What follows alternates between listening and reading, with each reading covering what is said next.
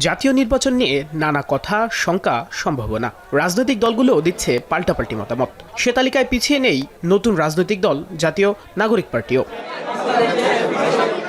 আত্মপ্রকাশের 7 দিনের মাথায় কেন্দ্রীয় কমিটির সদস্যদের নিয়ে সাধারণ সভা করে দলটি। উঠে আসে নির্বাচন, নারী নিরাপত্তা সহ বিচার ও সংস্কার ইস্যু।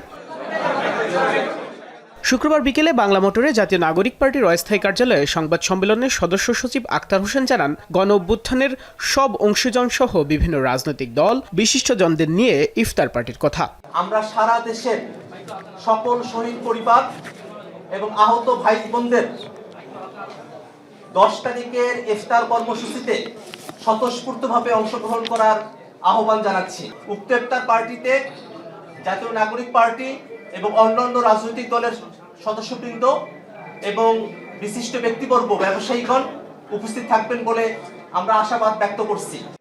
নির্বাচনের কথা আসলেই কেন রাজনৈতিক দলগুলো নির্বাচন পেছানোর শঙ্কা জানায়, এমন প্রশ্ন তোলেন মুখ্য সংগঠক সার্জিস আলম।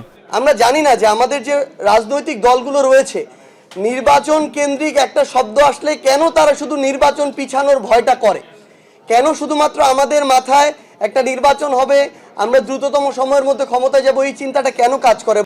যে কোনো সময় নির্বাচনে অংশ নিতে জাতীয় নাগরিক পার্টি প্রস্তুত উল্লেখ করে দলটির আহ্বায়ক নাহিদ ইসলাম বলেন, ভোটের আগে আইন শৃঙ্খলা পরিস্থিতির উন্নতি এবং জুলাই ঘোষণাপত্র প্রকাশের দাবি জানান।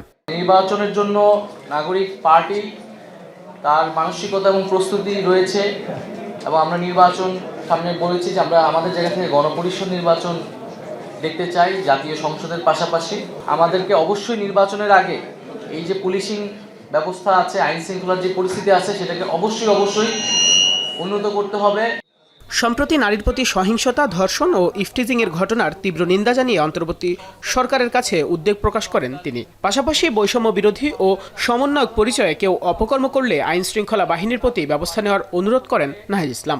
জনপরিসরে যাতে নারীর নিরাপত্তা নিশ্চিত করা হয়, সেজন্য সরকার যাতে কঠোর অবস্থান গ্রহণ করে, নারী নিপীড়নকারীদের যাতে দ্রুত সময়ের মধ্যে যথাযথ বিচারের আওতায় আনা হয়। বৈষম্য বিরোধী বা সমন্বয়ের যে পরিচয়, সেই পরিচয়টা কিন্তু এখন আর এক্সিস্ট করে না সেই অর্থে। ফলে আইন শৃঙ্খলা বাহিনীর কাছে আমাদের থাকবে যাতে এই পরিচয় ব্যবহার করে কেউ যদি অপকর্ম করে তারা তাদের আইন অনুযায়ী ব্যবস্থা নেবে। এ সময় জনপরিসরে নারীর নিরাপত্তা নিশ্চিতে সরকারকে কঠোর ব্যবস্থা গ্রহণ ও নারী নিপীড়নকারীদের যথাযথ বিচারের আওতায় আনার দাবি জানান দলটির নেতারা। বাইজিদ সাদ, এখন, ঢাকা। লিলি হালাল বিউটি সোপ, বিএসটিআই কর্তৃক সনদপ্রাপ্ত দেশের প্রথম হালাল বিউটি সোপ, দীপ্তিময় উজ্জ্বল ত্বকের জন্য।